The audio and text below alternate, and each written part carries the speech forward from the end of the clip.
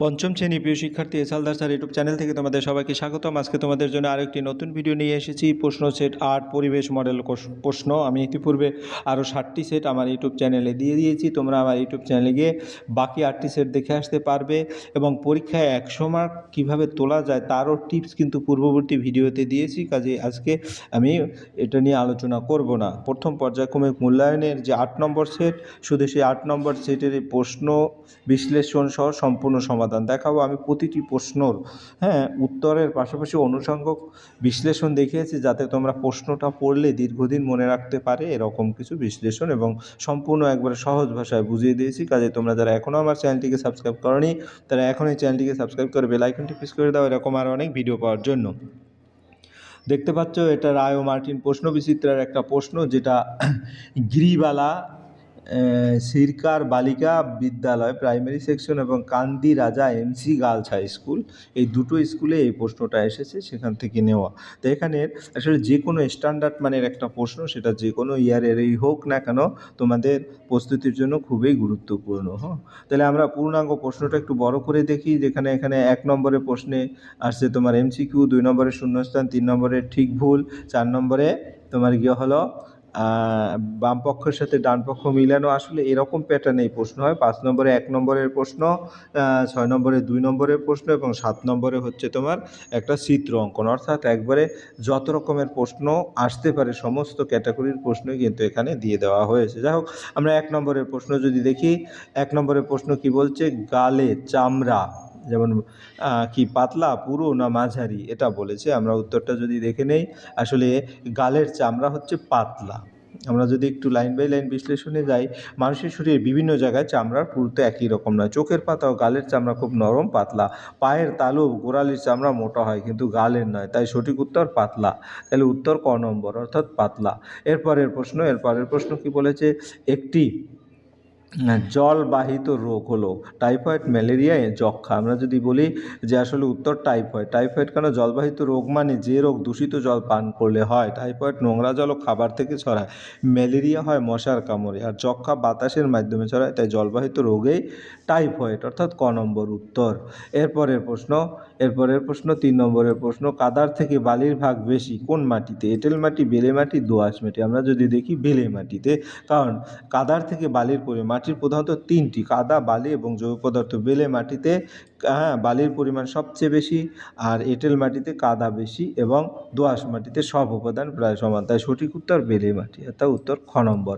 এরপর আমরা চলে যাব পরের প্রশ্ন কি বলেছে, বাণিজ্যিকভাবে মাছ চাষ শুরু হয় কত সালে, এটা একটা ইয়ার, সেটা ভালো করে মুখস্থ রাখবে। তো বাণিজ্যিকভাবে মাছ চাষ শুরু হয় 1918 সালে, অর্থাৎ খ নম্বর উত্তর 1918 সালে। আগে মানুষ প্রকৃতির জলাশয় থেকে মাছ ধরত, পরে পরিকল্পিতভাবে পুকুরে মাছ চাষ শুরু হয়। এই বাণিজ্যিক মাছ চাষ ভারতে শুরু হয় 1918 সালে, তাই সঠিক উত্তর 1918। এরপরে আমরা 5-এ যাব, মানুষের শরীরে কাত থেকে কোনোই, আমি পূর্ববর্তী ভিডিওতে বলছি, ওই যে পেজটা আছে, মানুষের শরীরে কাঁধ থেকে কনুই পর্যন্ত যে হাড়টি রয়েছে তার নাম কি।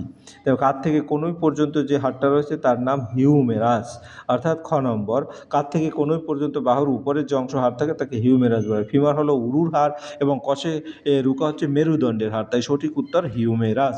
এরপর আমরা চলে যাব 1-এর 6 নম্বরের প্রশ্ন। 1-এর 6 নম্বরের প্রশ্নে কি বলেছে, সারা শরীরে রক্ত ছড়িয়ে দেয় যে পাম্পের মতো যন্ত্র, সেটি আসলে কি, সেটি আসলে হৃৎপিণ্ড।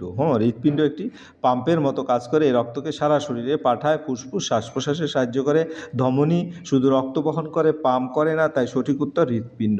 এরপরের প্রশ্ন আমরা 2 নম্বরে চলে যাব, শূন্যস্থান পূরণ করো এখানে যে কোনো 5টি। ত্বকের উপরের স্তরের ড্যাশ থাকে না, ত্বকের উপরের স্তরে তোমার রক্তনালী থাকে না। আমরা লাইন বাই লাইন, ত্বকের উপরের স্তরকে এপিডার্মিস বলে, এই স্তরে কোনো রক্তনালী থাকে না, রক্তনালী থাকে ত্বকের নিচের স্তরে, তাই শূন্যস্থানে রক্তনালী বসবে। এরপরের প্রশ্ন 2-এর 2, একটি মেরুদণ্ডী প্রাণীর নাম হলো। আসলে অনেক প্রাণী বলা যায়, যেমন মানুষ একটি মেরুদণ্ড প্রাণী, গরু, মাছ, পাখি, এগুলোও কিন্তু লেখা যাবে। যেসব প্রাণীর শরীরে মেরুদণ্ড আছে তাদের মেরুদণ্ড প্রাণী বলে। মানুষের শরীরে স্পষ্ট মেরুদণ্ড আছে, তাই উত্তর মানুষ। এরপরের প্রশ্ন কি আছে, একটি শিকারী হ্যাঁ, মাছের নাম লেখো। শিকারি মাছের নাম অনেক মাছই লেখা যায়, যেমন এখানে আমি কি লিখেছি, শোল মাছ, মাগুর, বোয়াল এগুলোও কিন্তু গ্রহণযোগ্য। শিকারি মাছ অন্য ছোট মাছ খেয়ে বাঁচে। শোল মাছ শক্তিশালী এবং শিকারী স্বভাবের, তাই এই উত্তর শোল মাছ। এরপরের প্রশ্ন, ড্যাশ 2-4 ড্যাশ বৃষ্টির সম্ভাবনার কথা বুঝতে পারে। মেঘ বৃষ্টির সম্ভাবনার কথা বুঝতে পারা যায়, তাই না? আকাশে কালো বা ঘন মেঘ জমলে বৃষ্টির সম্ভাবনা থাকে, তাই মেঘ দেখে বৃষ্টি হবে কি না বোঝা যায়, উত্তর হবে মেঘ। এরপরের প্রশ্ন, টিয়া পাখি হলো ড্যাশ প্রাণী। আমরা যদি এটা দেখি, টিয়া পাখি হলো ড্যাশ প্রাণী। তো টিয়া পাখি মূলত ডিম পাড়া প্রাণী। কেন বলবো? টিয়া পাখি একটি পাখি, সব পাখি ডিম পাড়ে, ডিম থেকে ছানা বের হয়, তাই টিয়া পাখি ডিম পাড়া প্রাণী। এরপরে আমাদের শরীরের বর্মটি হলো, অর্থাৎ 2-6, আমাদের শরীরের বর্মটি হলো ড্যাশ। আমাদের শরীরের বর্ম হলো ত্বক। ত্বক আমাদের শরীরকে বাইরের আঘাত থেকে রক্ষা করে, তাই একে শরীরের বর্ম বলা হয়, উত্তর ত্বক। এরপরে প্রশ্ন, জল শোধন। হ্যাঁ, জল শোধন ও মাছের ঘা সরানোর জন্য জল দেওয়া হয় ড্যাশ, অর্থাৎ জল দেওয়া হয় পটাশ। তাহলে পুকুরের জল পরিষ্কার রাখতে পটাশ দেওয়া হয়, মাছের রোগ সারাতেও পটাশ কাজে লাগে, তাই উত্তর হবে পটাশ। এরপর আমরা চলে যাব 3 নম্বরের প্রশ্ন। 3 নম্বরের প্রশ্ন, ঠিক ভুল বলেছে, অর্থাৎ আমরা যদি একটু দেখে আসি, সঠিক বাক্যের পাশে টিক চিহ্ন এবং ভুল বাক্যের পাশে ক্রস চিহ্ন দাও। এখানে কিন্তু প্রতিটা প্রশ্নে কিন্তু হাফ মার্ক করে। পায়ের গোড়ালি, হ্যাঁ, চামড়ার পাতলা, এটা ঠিক না ভুল? আসলে এটা ভুল, কারণ পায়ের গোড়ালির চামড়া খুব মোটা হয়, কারণ এখানে বেশি চাপ পড়ে। এরপরের প্রশ্ন, সজারু। সজারুর লোম শক্ত সুচালু, আসলে এটা ঠিক, কারণ সজারুর শরীরে লোমের মতো দেখতে কাঁটা থাকে, এই কাঁটাগুলো খুব শক্ত সুচালু, বিপদের সময় সজারু এই কাঁটা দিয়ে নিজেকে রক্ষা করে, তাই উক্ত বক্তব্যটি সঠিক। এরপরের প্রশ্ন, রুই মাছের পাখনা 7টি। আমরা ভিডিওর লাস্টে রুই মাছের একটা ছবি দিয়েছি, হ্যাঁ, তাই তখন সেখান থেকে দেখতে পাবো কয়টি পাখনা, আসলে 6টি পাখনা, রুই মাছের 6টি পাখনা। আমরা পাশাপাশি উত্তরটাও কিন্তু, সঠিক উত্তরটাও আমরা পড়ে রাখবো, যাতে অন্য কোনো প্রশ্ন আসলে উত্তর দিতে পারি। চিংড়ি হলো মেরুদণ্ড প্রাণী, মেরুদণ্ডী, এটা কি ঠিক না ভুল? ভুল, কারণ চিংড়ি শরীরে মেরুদণ্ড নেই, তাই এটি অমেরুদণ্ড প্রাণী। এরপরের প্রশ্ন, ত্বকে রোদ লাগলে, হ্যাঁ, ত্বকে রোদ লাগলে ভিটামিন ডি তৈরি হয়, আসলে ত্বকে রোদ লাগলে ভিটামিন ডি এই তৈরি হয়, এটা ঠিক, এটি হাড়ের জন্য প্রয়োজনীয়। এরপরের প্রশ্ন কি আছে, গন্ডারের খড়গ শক্ত হাড় দিয়ে তৈরি, এটা ভুল, কারণ গন্ডারের খড়গ কেরাটিন দিয়ে তৈরি, এটি হাড় নয়। এরপরে আমরা চলে যাব 4 নম্বরের প্রশ্ন, বাম সাথে ডান মিলানো। কাঁধ থেকে কনুই পর্যন্ত এটাকে বলা হয়, আমরা এই প্রথমেই দেখেছি এটাকে হিউমেরাস বলে, তারপর আমরা একটু দেখে আসি। তাহলে একের সাথে মিলাবো হচ্ছে হিউমেরাস। তারপরে মেরুদণ্ডী প্রাণী, মেরুদণ্ড হচ্ছে কি? মেরুদণ্ড হচ্ছে কশেরুকা, অর্থাৎ মেরুদণ্ডের সাথে কশেরুকা, অর্থাৎ নম্বরে মিল। কনুই থেকে কবজি পর্যন্ত, কনুই থেকে কবজি পর্যন্ত যদি বলে, এটাকে বলে আলনা ও রেডিয়াস। হ্যাঁ, আলনা ও রেডিয়াস। তাই কনুই থেকে কবজি পর্যন্ত হচ্ছে তোমার আলনা ও রেডিয়াস, অর্থাৎ এটা কোমর থেকে হাঁটু পর্যন্ত, কোমর থেকে হাঁটু পর্যন্ত এটাকে বলে ফিমার, এবং বাকি হাঁটুর নিচ থেকে গোড়ালি পর্যন্ত এটাকে বলে টিবিয়া এবং ফিবুলা। এভাবে তোমরা উত্তরটা ঠিক করে লিখে দেবে। এরপরের প্রশ্ন হচ্ছে 5 নম্বরের প্রশ্ন। 5 নম্বরের প্রশ্ন কি বলছে, মাটির সজীব উপাদানের নাম কি? আমরা যদি এক কথায় বলি, মাটির সজীব উপাদানের নাম হচ্ছে হিউমাস। আমি যদি লাইন বাই লাইন বিশ্লেষণ করি, মাটিতে পচা পাতা, গাছ ও প্রাণীর অংশ মিশে থাকে, এই পচা জৈব পদার্থকে হিউমাস বলে। অনেক সময় হিউমাস কাকে বলে সেটাও আসতে পারে। তোমার এখানে হয়ে গেল হিউমাস মাটির উর্বরতা বাড়ায়। হ্যাঁ, তারপরে যদি আমরা বলি পরের তোমার 5-এর 2 নম্বরের প্রশ্ন, রাসায়নিক বিক্রিয়ার উদাহরণ দাও। অর্থাৎ রাসায়নিক বিক্রিয়া একটি উদাহরণ যদি দেই, লোহায় মরচে পড়া, রাসায়নিক বিক্রিয়ার নতুন পদার্থ তৈরি হয়, লোহার সঙ্গে বাতাস ও জল মিশে তৈরি হয়, এটি একটি রাসায়নিক বিক্রিয়া। পরের প্রশ্ন কি বলেছে, কুচবিহারের একটি জলাভূমির নাম লেখো। অর্থাৎ আমরা যদি প্রশ্নের উত্তরটা দেখি, তাহলে এটা কুচবিহারের একটি জলাভূমির নাম কি? রাশিকবিল। অর্থাৎ কুচবিহারের জেলায় অনেক জলাভূমি আছে, রাশিকবিল একটি বিখ্যাত জলাভূমি, এখানে অনেক পাখি ও জলজ প্রাণী থাকে। এরপরের প্রশ্ন হচ্ছে একটি ঔষধি গাছের নাম লিখো, একটি ঔষধি গাছের নাম লিখো। তাহলে একটি ঔষধি গাছ হচ্ছে তুলসী। তুলসী গাছ ঔষধি হিসাবে ব্যবহৃত হয়, সর্দি কাশি এবং জ্বরে তুলসী খুব উপকারী। আমরা শুধু উত্তরটা লিখবো, কিন্তু তোমাদের বিশ্লেষণটা মূলত বুঝিয়েছি, যাতে এখান থেকে অন্য ধরনের প্রশ্ন আসলেও লিখতে পারো। বয়স বাড়লে চুল সাদা হয়ে যায় কেন? বয়স বাড়লে আর মেলানিন কমে যায়, তাই উত্তর হবে মেলানিন। চুলের রং আসে মেলানিন নামক রঞ্জক পদার্থ থেকে। বয়স বাড়লে মেলানিন তৈরি কমে যায়, তাই চুল সাদা হয়ে যায়। ওকে, এরপরে ডট চিকিৎসা করা হয় কোন রোগ হলে? ডট চিকিৎসা করা হয় যক্ষা রোগ হলে, যেটাকে ইংরেজিতে টিবি বলে। ডট মানে ডাইরেক্টলি অবজার্ভ ট্রিটমেন্ট, অর্থাৎ ডটের full meaning directly observe treatment. এটি যক্ষা রোগ সরানোর বিশেষ চিকিৎসা পদ্ধতি।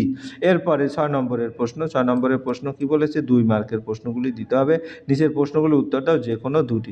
মেরুদণ্ডী এবং অমেরুদণ্ডী প্রাণীর মধ্যে দুটি পার্থক্য লেখো। আমরা যদি দেখি মেরুদণ্ড প্রাণীর দেহে মেরুদণ্ড আছে, আর অমেরুদণ্ড দেহে মেরুদণ্ড নাই। দেহ গঠনে উন্নত, দেহ গঠন সরল। আমি যদি বিশ্লেষণ যাই, যেসব প্রাণী শরীরে মেরুদণ্ড আছে তাদের মেরুদণ্ড প্রাণী বলে, যাদের মেরুদণ্ড নেই তারা অমেরুদণ্ড। এর পার্থক্যের ভিত্তিতে প্রাণী জগৎকে ভাগ করা হয়। পরের প্রশ্ন হচ্ছে 6-2। ভূমিক্ষয় রোধ করার দুটি উপায় লেখো। ভূমিক্ষয় রোধ করার: শক্ত ভিতরে উপর ভূমিকম্প সহনশীল বাড়ি নির্মাণ করা, বেশি বেশি গাছ লাগানো এবং বন সংরক্ষণ করা, শক্ত ভিত এবং পরিকল্পিত নির্মাণে ভূমিকম্পের ক্ষতি কম হয়। গাছের শিকড় মাটিকে শক্ত করে ধরে রাখে, ফলে ভূমি স্থিতিশীল থাকে। এরপরের প্রশ্ন, ওআরএস কী কাজে লাগে? ওআরএস কীভাবে তৈরি করা হয়? তো ওআরএস এর কাজ যদি বলি, ডায়রিয়া বা পাতলা পায়খানা হলে শরীরে জল ও লবণ বেরিয়ে যায়। ওআরএস শরীরে এই জল ও লবণের ঘাটতি পূরণ করে। ওআরএস তৈরির পদ্ধতি: 1 লিটার পরিষ্কার জল, চা চামচ চিনি, হাফ চা চামচ লবণ, সব ভালো করে মিশিয়ে ওআরএস তৈরি করা হয়। বিশ্লেষণে যদি যাই, ওআরএস সহজে বাড়িতে তৈরি করা যায়, এটি জীবন রক্ষাকারী একটি দ্রবণ। এরপরে 6-4, উদ্ভিদ জগৎ থেকে আমরা কি কি উপকার পেয়ে থাকি? উদ্ভিদ জগৎ থেকে যদি বলি, আমরা অনেক ধরনের উপকার পাই, যেমন খাদ্য, ভাত, ফল, সবজি, অক্সিজেন, ঔষধ, কাঠ ও কাঠ, জ্বালানি, বস্ত্র, তুলা, পাট। এবার বিশ্লেষণ যদি বলি, উদ্ভিদ ছাড়া মানুষের জীবন অসম্ভব। দৈনন্দিন জীবনে প্রায় সব প্রয়োজনে উদ্ভিদ থেকেই মেটে। এই ছিল তোমার টোটাল 6 নম্বরের প্রশ্ন। এবার 7 নম্বরের প্রশ্নে কি বলেছে? একটি রুই মাছের চিত্র অঙ্কন করে বিভিন্ন অংশ চিহ্নিত করো। তাহলে পরীক্ষায় যেটা করবে, সেটা একটা সুন্দর করে একটা রুই মাছ এঁকে, বিশেষ করে মাথা, চোখ, ফুলকা, পাখনা, এরকম আরও অন্যান্য কিছু তোমরা কিন্তু এখান থেকে লিখতে পারবে। রুই মাছ একটি মিঠা জলের মাছ, দেহের প্রতিটি অংশে আলাদা কাজ আছে।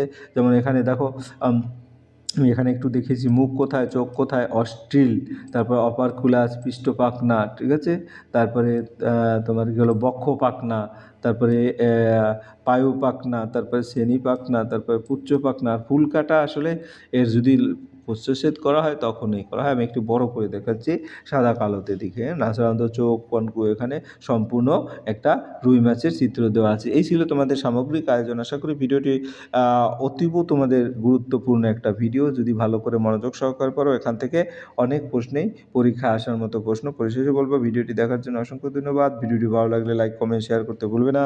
আজ এই পর্যন্তই। ধন্যবাদ সবাইকে।